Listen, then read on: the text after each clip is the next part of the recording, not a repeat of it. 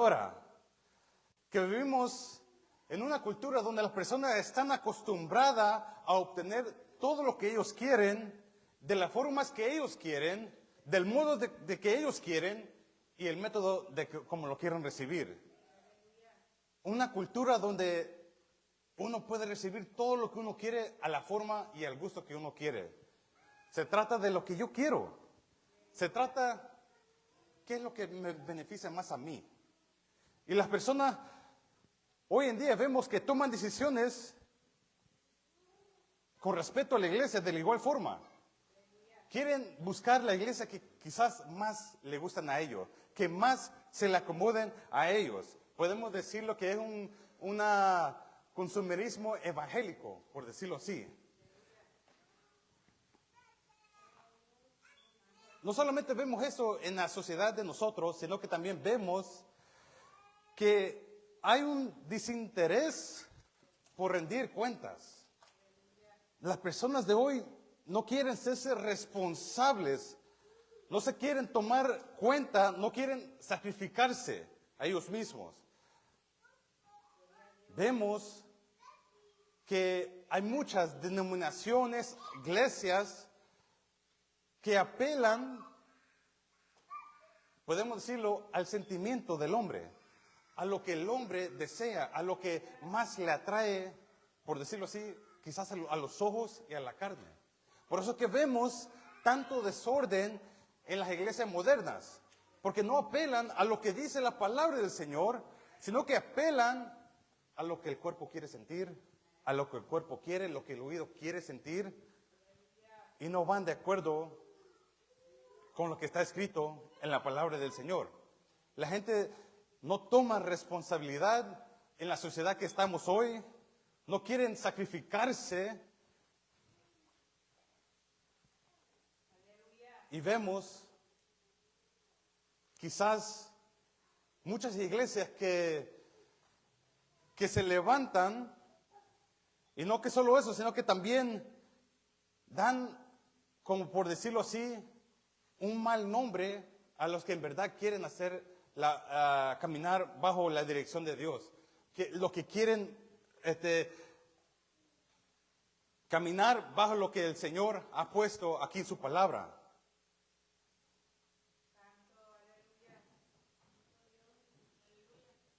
Yo estaba leyendo una carta que decía un pastor que en los últimos años se han lamentado iglesias diciendo que si quiere construir una iglesia, debes dejar que la gente sea anónima. ¿Qué quiero decir con eso? Que se levante iglesias y la que está aquí adelante o que está dirigiendo no se involucre tanto en la membresía o lo que está ahí sentado. Por eso que uno ve, por decirlo así, las mega iglesias. Podemos preguntar, ¿acaso el que está dirigiendo la alabanza o el pastor conoce cada miembro? Yo no tengo en duda que lo conocen cada uno. Y estaba diciendo este pastor que es mejor que la iglesia no conozcan a sus miembros, mejor que sean anónimos. Y dije yo, ¿y por qué razón? ¿Por qué no querrá el pastor involucrarse en la vida o conocer al amado hermano o hermana? ¿Por qué? Estaba diciendo el pastor, porque así uno, como miembro, no tiene que tener responsabilidad, no tiene que tener un cargo, no tiene que asumir lo que está haciendo al que está adelante. Todas estas cosas contribuyen a un bajo nivel de compromiso con la iglesia. Que la gente va de aquí para allá según como ellos quieren, como ellos se sienten. Aquí no me gusta, quizás me voy allá porque quizás la música allá me avive más el cuerpo o allá no me hablan tan fuerte. Las personas hoy en día tienden a no tener tan compromiso con la iglesia. Parecía como si habría poco interés en querer ser miembro de una iglesia en la sociedad que vivimos hoy. No quieren tener nada que ver con la iglesia. Lo que prefieren ellos es quizás entrar, salir, como ellos les gusten, sin tener tantas responsabilidades. Pero a través de la Escritura vemos que eso no tiene nada que ver con lo que dice la Escritura. La Escritura dice algo totalmente opuesto a lo que hoy en la sociedad podemos ver. Es necesario ver este tema de otra perspectiva. A veces se tiende a decir, mucho quizás lo decimos, voy a tal iglesia, mi iglesia es tal y mi iglesia está en tal lugar. O podemos decir, esta es mi iglesia, esta es mi iglesia. Todos entendemos lo que la gente quiere decir cuando dice eso. La palabra iglesia en el día de hoy se ha tomado esa connotación. Pero si vemos a través de la Biblia, la palabra iglesia significa algo totalmente diferente. Esta no es su iglesia. Esta no es su iglesia. No vinimos a esta iglesia. ¿Cuánto lo entendemos? No es su iglesia y no venimos a esta iglesia. No es su iglesia porque nosotros somos esta iglesia.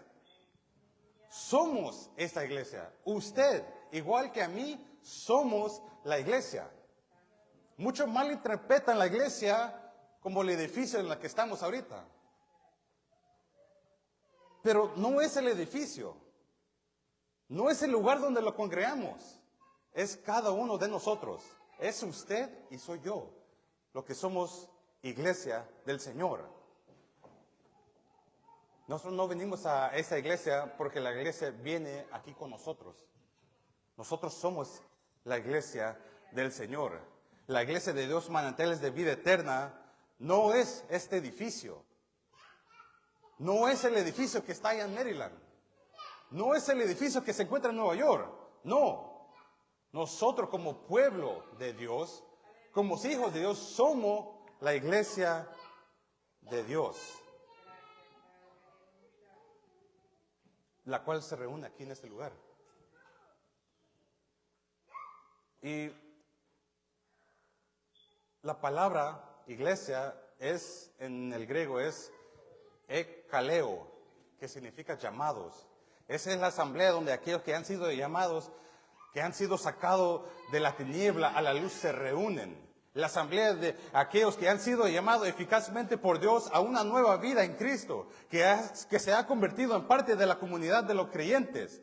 La familia de Dios, por decirlo así, el cuerpo de Cristo, el reino de Dios. Nosotros, los que estamos aquí, los que están escuchando, somos esta iglesia. Somos esta iglesia nosotros. Somos esta iglesia porque hemos hecho una confesión. ¿Cuál confesión? Que Jesús es el Hijo del Dios viviente. ¿O no ha hecho esa confesión usted? Nosotros hemos hecho esa confesión. Hemos confesado a Jesucristo como Señor y creemos en el corazón que Dios lo resucitó de entre los muertos. Somos salvos. Por lo tanto, estamos en la iglesia de Jesucristo. Y por la providencia de Dios, nos reunimos con aquellos en la iglesia que se reúnen en este lugar bajo el liderazgo que el Señor ha puesto en este lugar. Usted es la iglesia y yo también. El Nuevo Testamento lo explica en términos muy sencillos. Si nosotros vamos allá a 1 Corintios, capítulo 1, para poder comprenderlo de una manera básica, 1 Corintios, capítulo 1, Pablo dice aquí, Pablo escribe, Pablo, llamado a ser apóstol de Jesucristo por la voluntad de Dios, y el hermano Sóstenes, a la iglesia de Dios que está en Corintio. Vemos que es una asamblea de creyentes reunidos en la ciudad de Corintios. ¿Y cómo lo definimos? Son aquellos que han sido santificados en Cristo Jesús.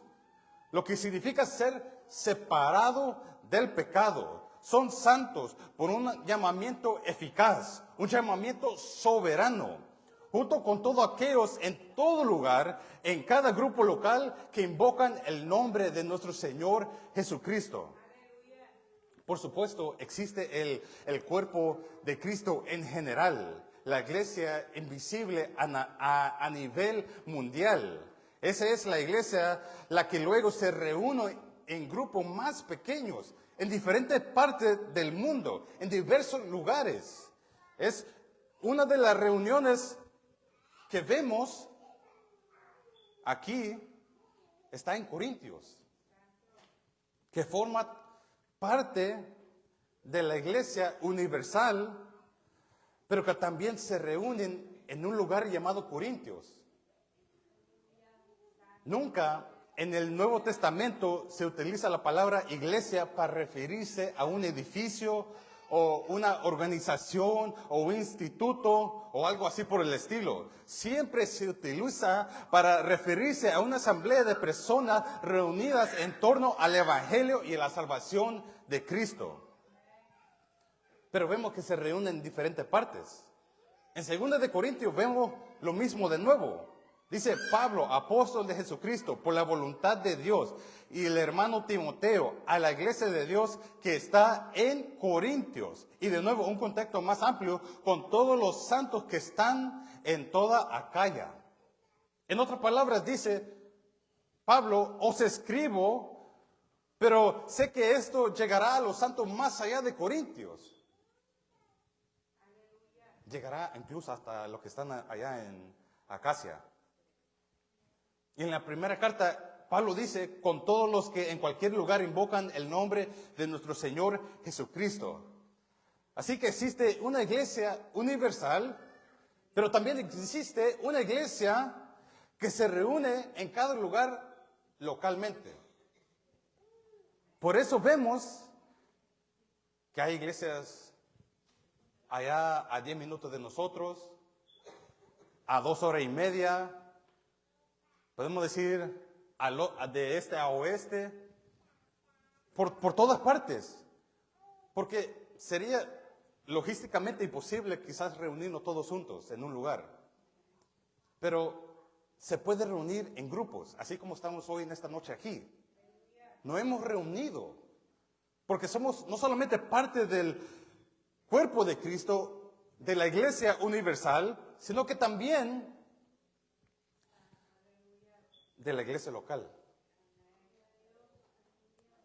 En Gálatas capítulo 1 se ve un poco diferente, pero esencialmente el énfasis aquí está en los múltiples lugares en que se reúne la asamblea de creyentes. Dice Pablo, apóstol, y luego en el versículo 2 dice, y todos los hermanos que están conmigo a las iglesias de Galacia. Galacia era una región en que había varias ciudades y varias iglesias. Y de nuevo la iglesia y luego está las iglesias. No sé si notaron eso ahí. Las iglesias. ¿Significando qué? Varias iglesias. Que no solamente es una, sino que son varias que hay ahí. En 1 Tesalonicenses capítulo 1 dice Pablo, Silvano y Timoteo a la iglesia de los tesalonicenses, es decir, la asamblea de creyentes que se reúnen en la ciudad de Tesalónica. Están en Dios Padre, están en Jesucristo. Esta es la realidad, aleluya, que define a aquellos que constituyen la iglesia local en Tesalónica.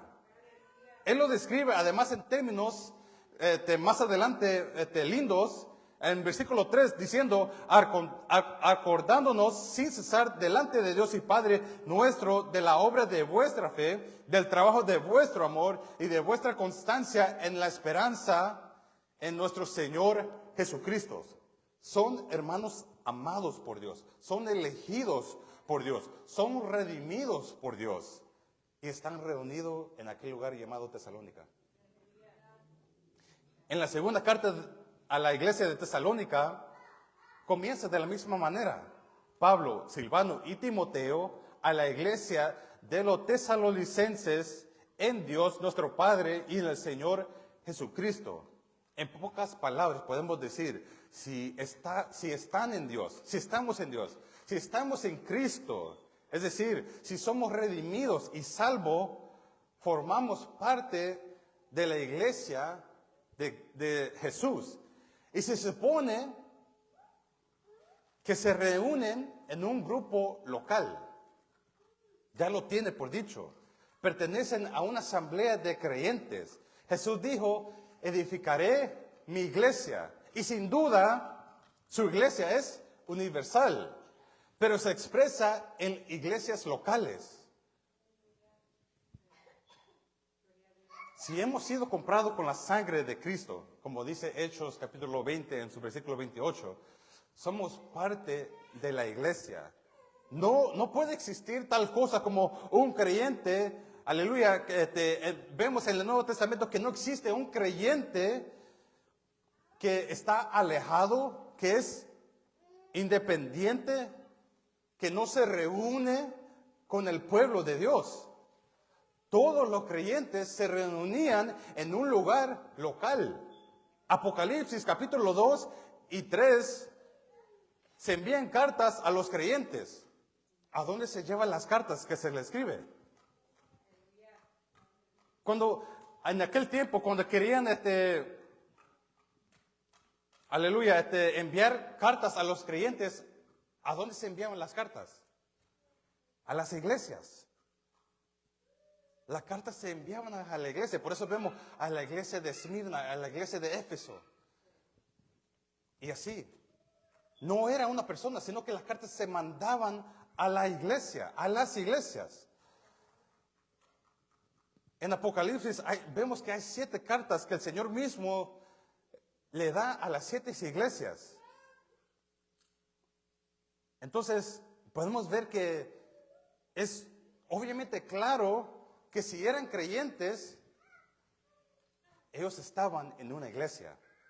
El Señor habló de su iglesia a través de cartas escritas a su iglesia y a los líderes de sus iglesias. Y luego, a lo largo de la historia de la iglesia, el Señor continúa hablando a su iglesia, llamado y preparando a pastores también para poder guiar a los que también se iban de unir a la iglesia.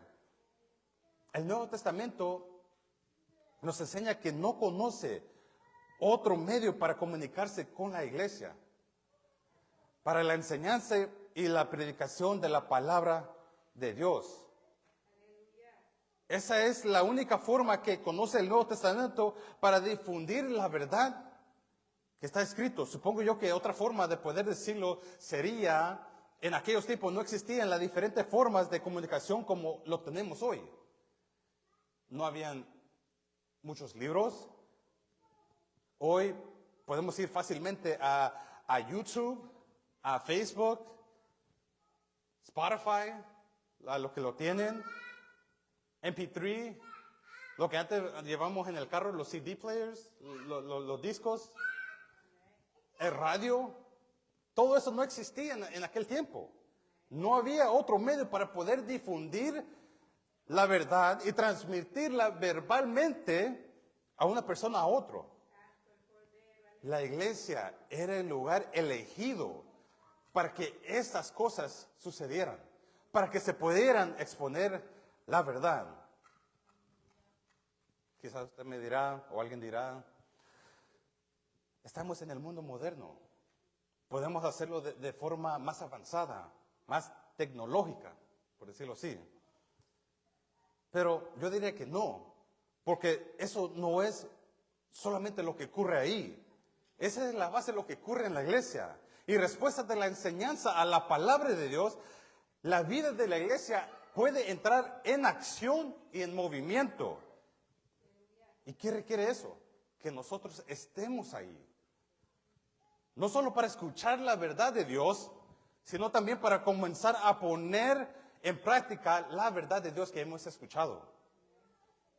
En el Nuevo Testamento, cuando se mudaba alguien de una ciudad a otro, se acostumbraba a darle una carta, por decirlo, podemos decirle una carta de recomendación, para que esa persona cuando llegara a la nueva ciudad y se presentara a la nueva iglesia, se le podía dar a la iglesia. Se daba por sentado que cuando iba a otro lugar tenía una carta de recomendación.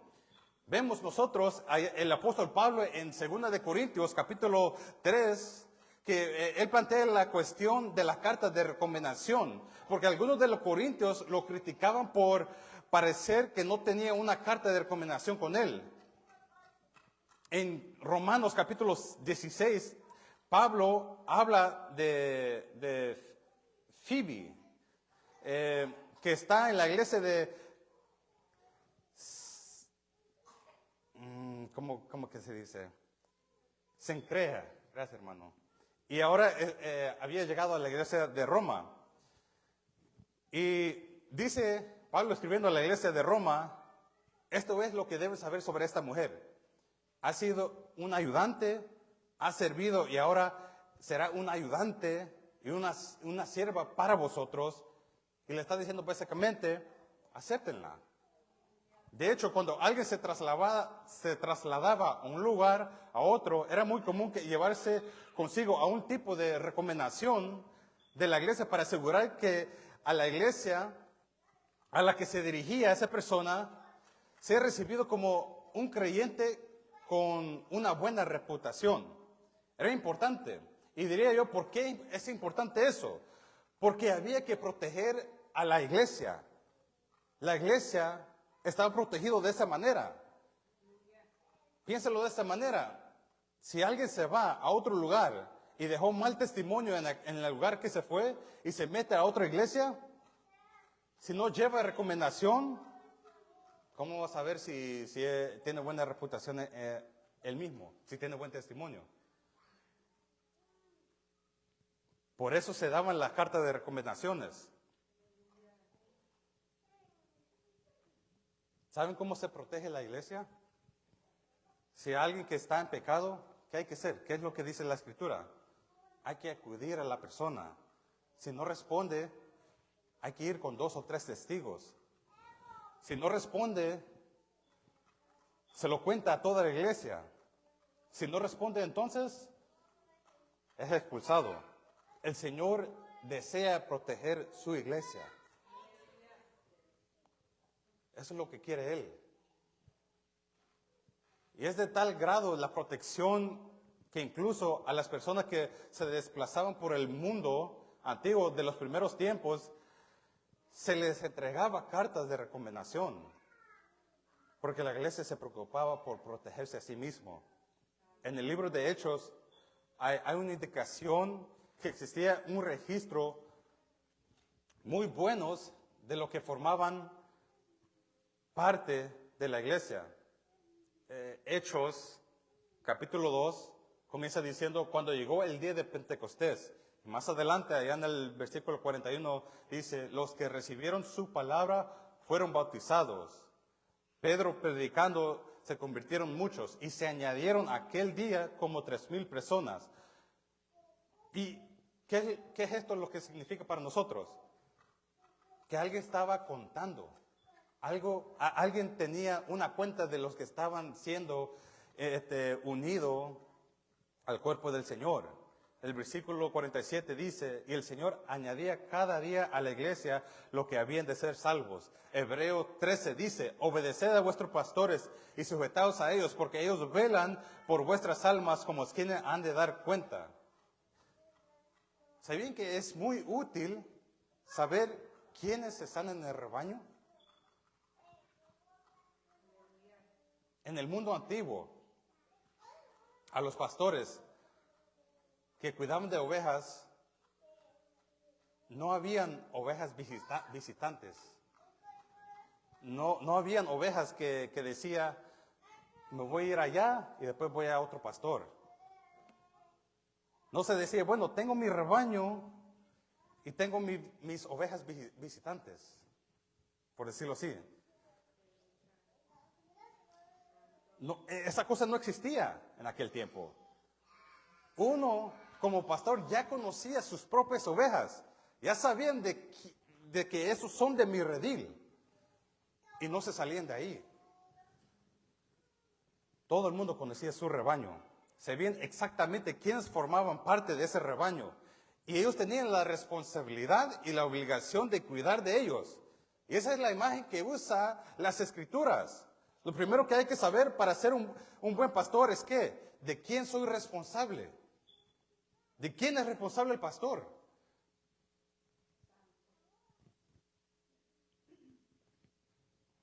Si él tiene que cumplir con esas responsabilidades, él tiene que saber quiénes forman parte de su redil. Ellos lo sabían. Y vemos en hecho que llevaban un registro. Y no solamente eso, vemos cómo aumentaban en número. Estas personas eran creyentes que habían profesado abiertamente su fe en Cristo y se habían bautizado. Por tanto, no era difícil poderlos identificar. No era difícil poderlos contar. No era difícil hacer un seguimiento de ellos, aunque quizás eran muchos y crecían muy, muy rápidamente. En el capítulo 5 del libro de los Hechos, versículo 14, todos los creyentes en el Señor, multitud de hombres y mujeres se añadían constantemente a su número. Se añadían más y más y tenían cuenta de quiénes se añadían. Conocían a estos creyentes, sabían quién era de ellos, habían escuchado su profesión pública y habían sido bautizados, entonces habían sido identificados. Me imagino que quizás hasta lo conocían por nombre. Una gran lista, digo yo. En Hechos capítulo 11, versículo 19, dice: los que habían sido esparcidos a causa de la persecución que hubo con motivo de Esteban, pasaron hasta Fenicia, Chipre y Antioquía. Vemos que la persecución dispersó a la iglesia y vemos cómo esa persecución difundó el evangelio por todas partes. Y así fueron dispersados, gracias hermano, predicando la palabra no solo a los judíos, sino que también a los gentiles, a los griegos, predicando al Señor Jesucristo. Y la mano del Señor dice que estaba con ellos. Un gran número de creyentes se convirtieron al Señor. Vemos otra vez, una y otra vez, números. Los números seguían, los números tenían cuenta de quién era ella. Y más adelante, al final del versículo 24, dice: y una gran multitud fue agregada al Señor. Multitudes se añadieron al Señor. Ahora bien, no nos hemos añadido a la iglesia, sino al Señor. Y es un sinónimo. Ser añadido al Señor es ser añadido a la iglesia. Ser añadido a la iglesia es ser añadido al Señor. No tiene sentido en ser añadido a la iglesia y no al Señor. O añadido al Señor y no añadido a la iglesia. No hay sentido. En otras palabras, no se puede tener una iglesia compuesta por personas que no son cristianas, con un interés solo superficial de Jesús. Tampoco se puede tener personas que sean verdaderos cristianos que no formen parte de la iglesia. Nosotros somos la iglesia. Solo es cuestión de cuán fiel somos en cumplir con nuestras responsabilidades y hacer lo que el Señor quiere que nosotros hagamos como parte de la iglesia. Somos la iglesia del Señor. Entonces vemos cómo estos hermanos sabían quiénes estaban en la iglesia. Llevaban un registro. La gente se bautizaba, sabían sus nombres, sabían de quién era responsable ellos. Tenían esa responsabilidad, tenían que rendir cuentas. Y vemos cómo la mentalidad de hoy es muy diferente de aquel tiempo. Si te unías al Señor, tenías una iglesia. Eres bautizado, hacías una profesión de fe, pertenecía a esa comunidad de creyentes reunidos en ese lugar. Para muchos, este es un ejemplo de cómo viven. Están en el Señor y están en la iglesia. Están comprometidos con Cristo y también con la iglesia. Ser conocidos, comprometidos, responsables.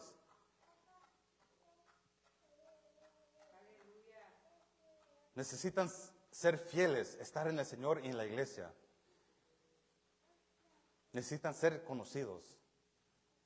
Y una de las cosas que queremos ver, traigo 5 puntos y lo quiero hacer es, aleluya, lo más explicado, es que es una cuestión espiritual. ¿Por qué no decir,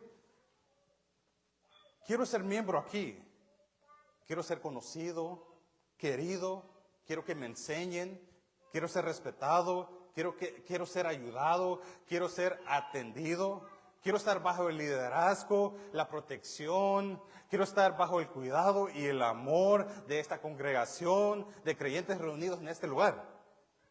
¿Qué razón espiritual hay para no ser eso? Quizá alguien dirá, bueno, la verdad es que ahí se lo toman muy en serio. Quizás son todos serios y no sonríen. Me siento más cómodo quizás solo entrar y salir. Me gusta lo que escucho y quizás es una buena experiencia. Pero no me quiero comprometer. Simplemente no quiero que ellos esperen demasiado de mí. Yo no quiero que nadie se acerque demasiado a mi vida. ¿Sabe lo que pasaría si nosotros les acercamos? Diríamos, es igual a nosotros. Todos estamos en la misma batalla. Todos vamos llevando el mismo camino. Yo cuando le hablé a un amigo que fuera a la iglesia, que viniera a la iglesia, él me dijo, no puedo ir porque mi vida no está en orden. Yo le respondí, ¿y por qué crees que estamos en la iglesia? Estamos aquí porque también nosotros estamos necesitados. Nosotros no hemos arreglado todas las cosas de nuestras vidas. Y si esperamos hasta que todas las cosas se arreglen en nuestras vidas, nunca lo lograremos.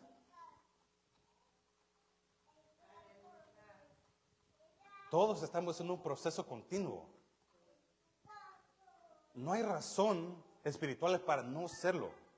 La Biblia no sabe nada de un cristiano independiente, de un cristiano libre, sin atadura, que va y viene a su antojo y a su discreción. Solo conoce a aquellos que están en el Señor y en la iglesia y que son responsables no solamente ante Cristo, sino que también ante la iglesia. Es una cuestión espiritual. Hebreos 10 dice, no dejando de congregarnos como algunos tienen por costumbre, sino exhortándonos. Y tanto más cuando veis que aquel día se acerca. ¿Y cuál día? El día del Señor. Cuanto más se acerca la venida del Señor, más importante es que formemos parte de la iglesia. Estar aquí para estimularnos los unos a los otros, al amor y a las buenas obras. Que formemos parte de la comunidad redimida. Eso es lo que enseña el Nuevo Testamento. Eso es lo que nos enseña a nosotros. Para los escritores es quizás inconcebible que alguien esté en Cristo y no en la iglesia. No era un concepto. Fuimos nosotros redimidos con la preciosa sangre de Jesucristo. Dios nos compró con su sangre preciosa, Hechos 20. Él lo puso todo por la iglesia. Cada vez que una persona es redimida, el Espíritu Santo lo coloca en el cuerpo de Cristo. Estamos en el cuerpo de Cristo. Estamos unidos al Señor. Somos uno con todo lo demás que están unidos al Señor. ¿Por qué resistir? ¿Por qué resistir formar parte de la asamblea local de creyentes fieles que están luchando la misma batalla que ustedes? ¿Por qué resistir? En segundo lugar, podemos ver, es una cuestión de comunión. Y volvemos a lo que dijimos en Hebreos capítulo 10. Estamos llamados a estimularnos los unos a los otros y a las buenas obras. Nos necesitamos unos a otros. Es una cuestión de comunión. Hemos sido introducidos a la comunión. Nuestra comunión es con Dios y con su Hijo, el Señor Jesucristo. Tenemos una comunión común con Dios y con Cristo, pero también una comunión entre nosotros. Todos estamos conectados. El que está unido al Señor es un solo espíritu con todo lo demás que están unidos al Señor. Por eso Filipenses capítulo 1, en su versículo 27 dice, luchemos juntos por la fe. Dice, solamente que os comportéis como es digno del Evangelio de Cristo, para que, o sea, que vaya a veros, o que esté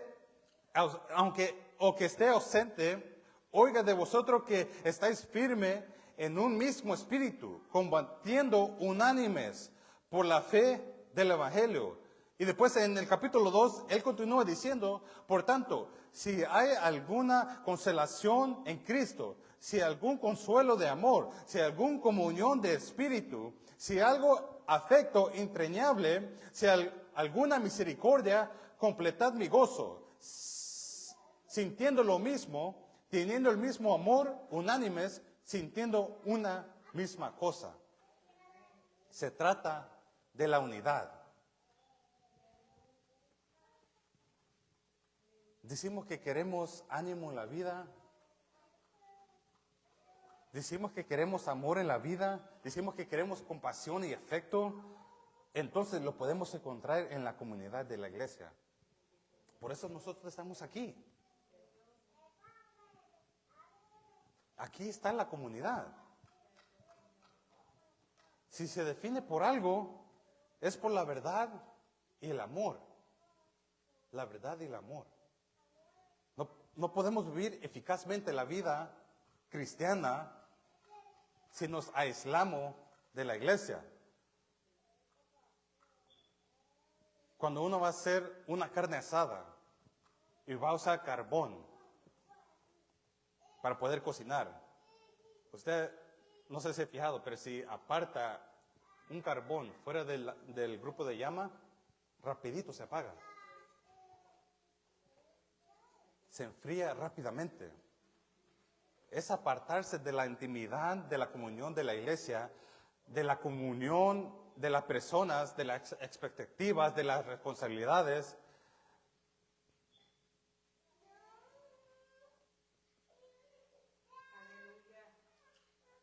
Lo que daña la vida de un creyente que se aparta de la iglesia.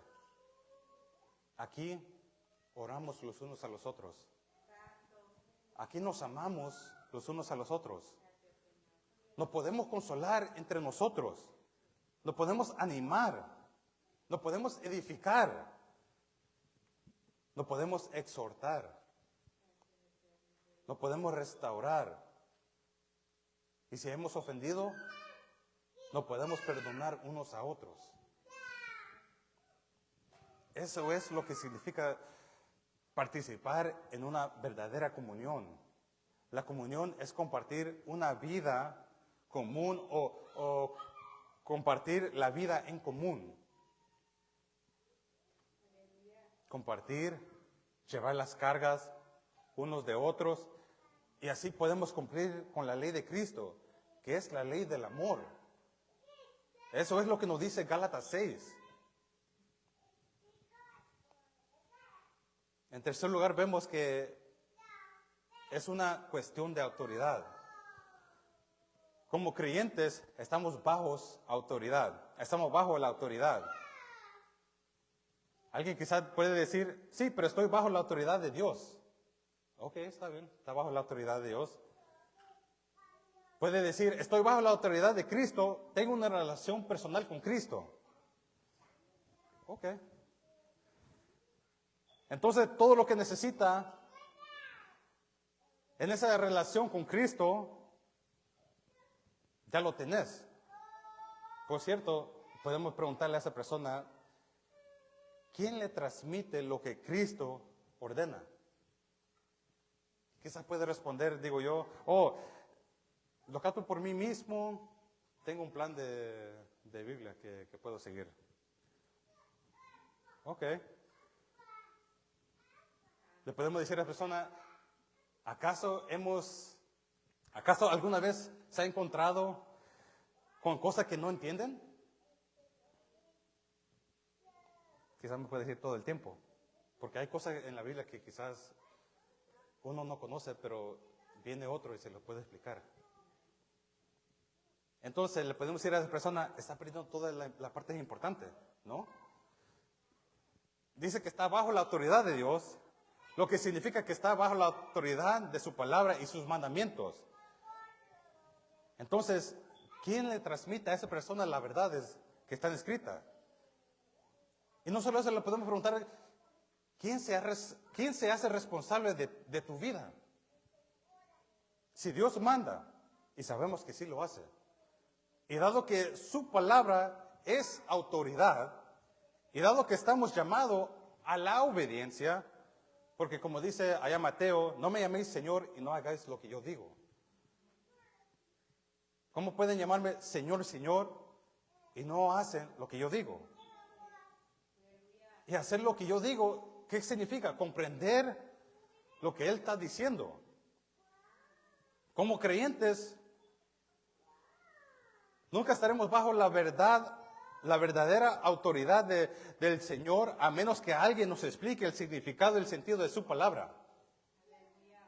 Por eso que se deja predicadores, maestros, para poder explicar y enseñar lo que su palabra significa. Y no solamente eso, sino poderla obedecer. Es una cuestión de autoridad. Hay personas responsables de difundir la verdad entre vosotros. Personas que simplemente flotan de aquí y allá. Dicen, he oído un buen mensaje de tal persona. Tal persona me gusta porque me gusta el estilo de predicación que él da. O me gusta porque él habla lo que a mí, en mis oídos les gusta oír. Quizás allá tocan buena música y por eso me quiero dirigir allá. Pero al final del día, quizás eso sea cierto, quizás sea un buen predicador, pero falta continuidad, falta responsabilidad hacia la iglesia. Y la palabra de Dios es una revelación completa. Dice en la Escritura que toda la Escritura es inspirada por Dios. ¿Y es qué? Útil. Es un llamado a poder adherirnos a la palabra de Dios. En una llamada de un programa de radio, una señora llamó diciendo, estoy buscando una iglesia. ¿Qué debo de buscar? Y el que estaba encargado de la radio dijo, busca un lugar donde se preocupa por lo demás, se comparta y están dispuestos a escucharte a ti. Bueno, yo puedo ir a muchos lugares a encontrar eso. Hay muchos clubes, hay muchas organizaciones que hacen lo mismo que eso, que escuchan, están ahí por usted.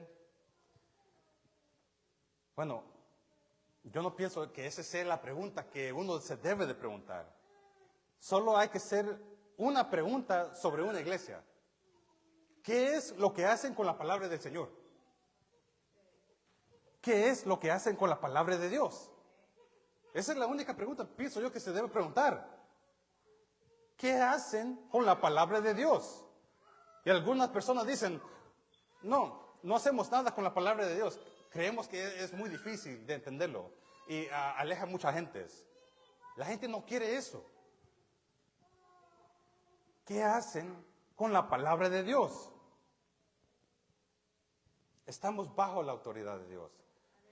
La iglesia es donde la autoridad de Dios se transmite a través de aquellos que son fieles en predicar su palabra.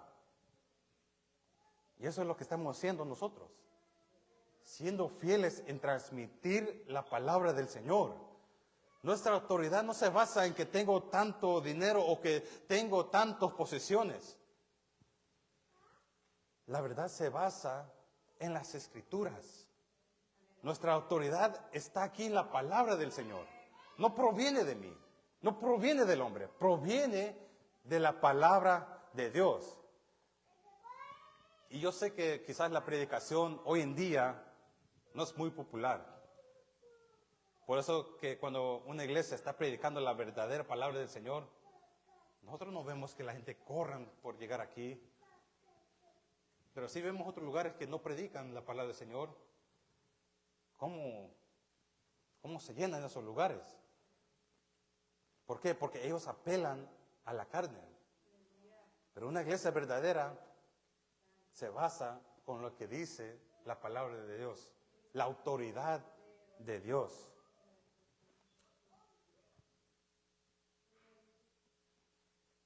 En verdad, hay muchas personas que sí dicen que no quiero estar en esa iglesia.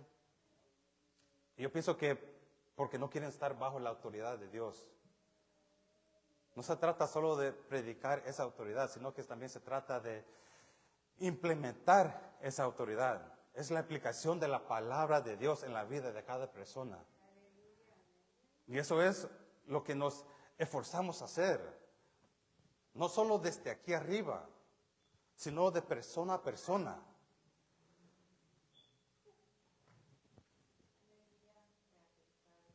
Si alguien está en pecado, ¿qué se hace? Vamos a esa persona. Si alguien necesita consuelo,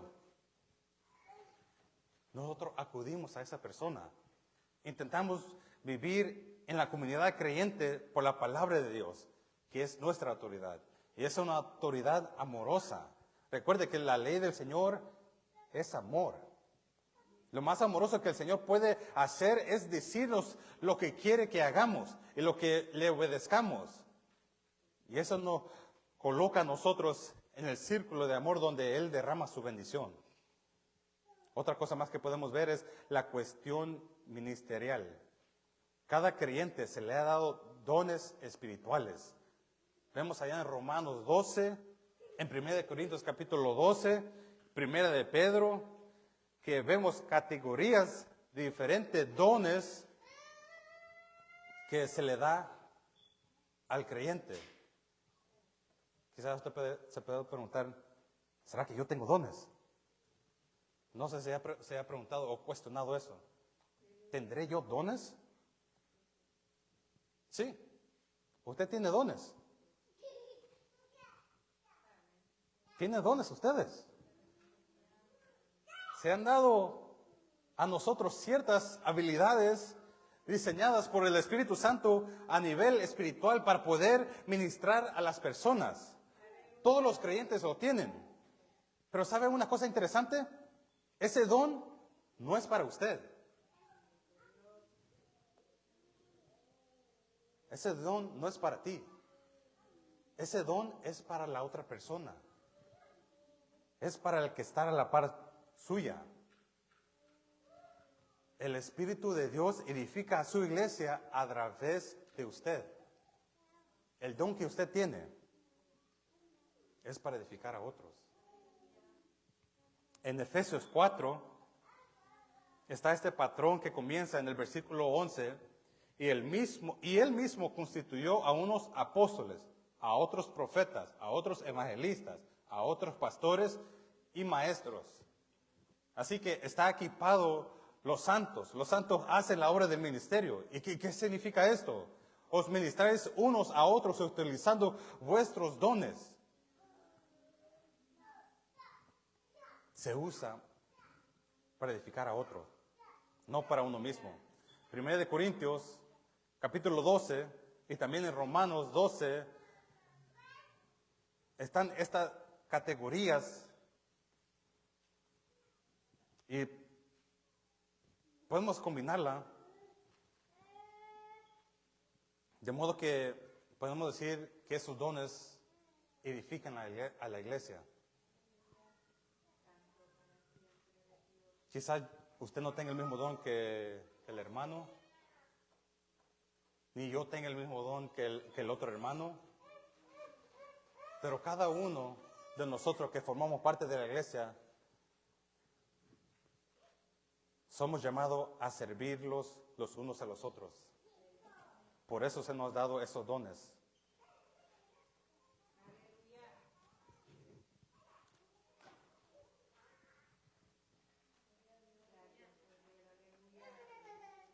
Es una cuestión de espíritu, cuestión de comunión, de autoridad, de ministerio. Pero no solamente eso, vemos otra cosa más, y con esto estaremos terminando. Una cuestión del evangelismo.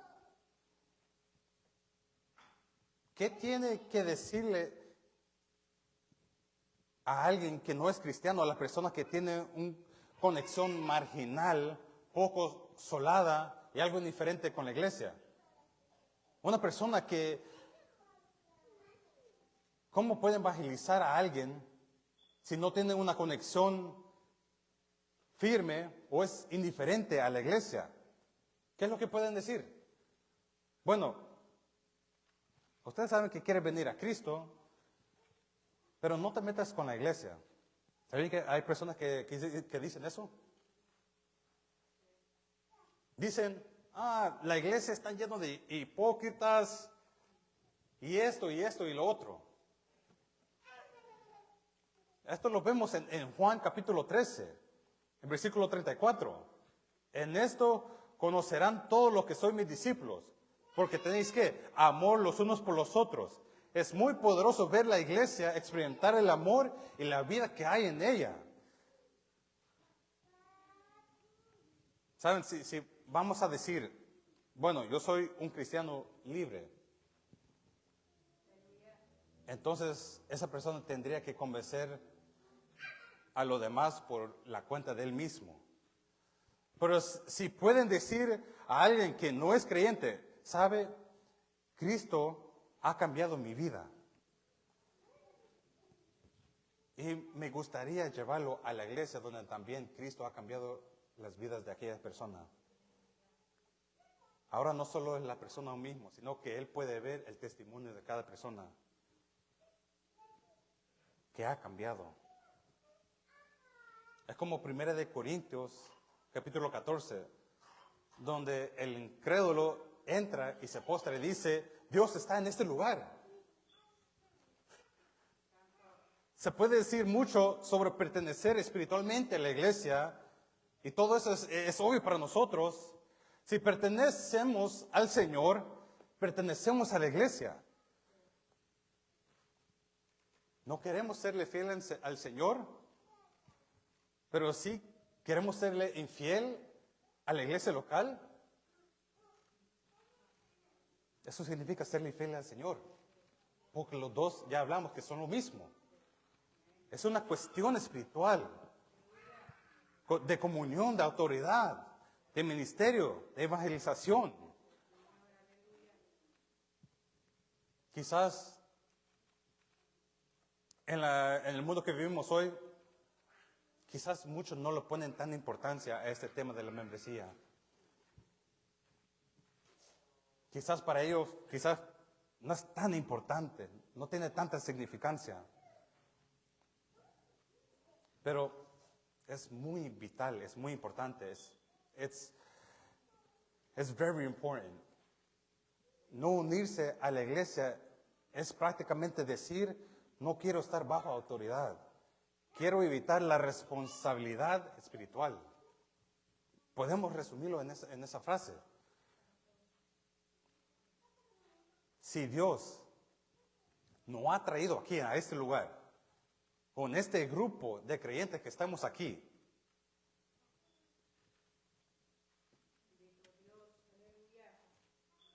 y usted, amigo, que está escuchando de lejos, es necesario buscar un lugar, una iglesia, donde puede reunirse. No es posible estar en Cristo y estar alejado de la iglesia. Los dos son lo mismo. O estás unido con Cristo y su iglesia, o estás alejado de la iglesia y estás alejado del Señor.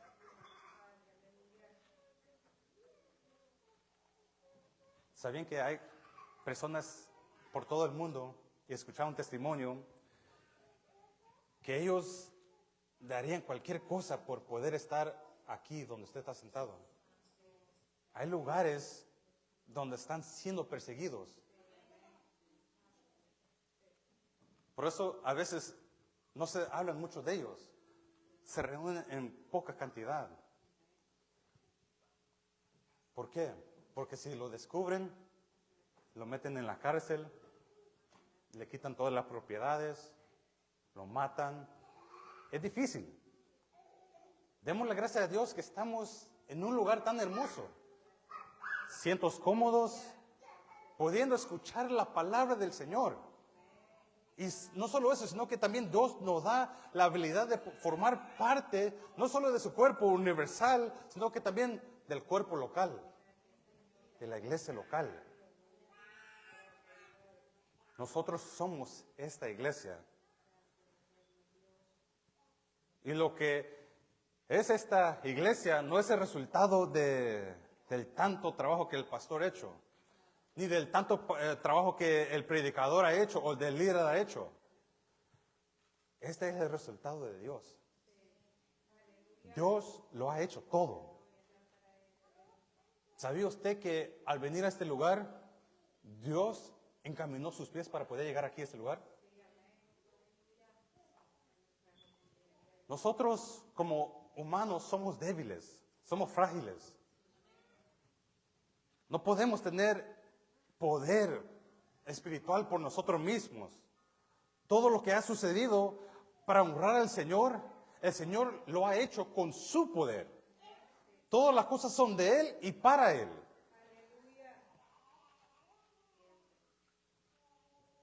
Alguien quizás puede decir, pero soy débil, no tengo fuerzas. Dice su palabra que cuando soy más débil, entonces soy fuerte. Él es el que nos da la fortaleza.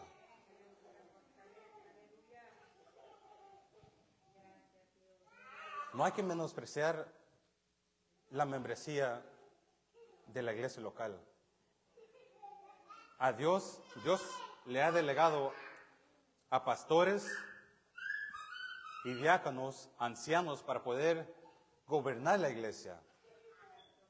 Pero nosotros como miembros locales también tenemos la responsabilidad de poder estar bajo esa autoridad.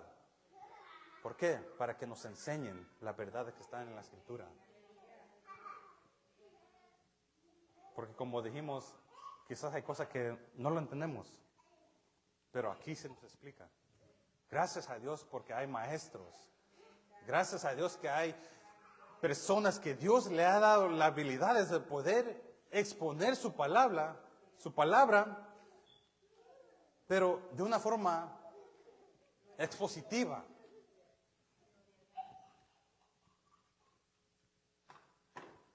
Nosotros somos la iglesia y pertenecemos a la iglesia de Cristo. Vengamos a palabra de oración.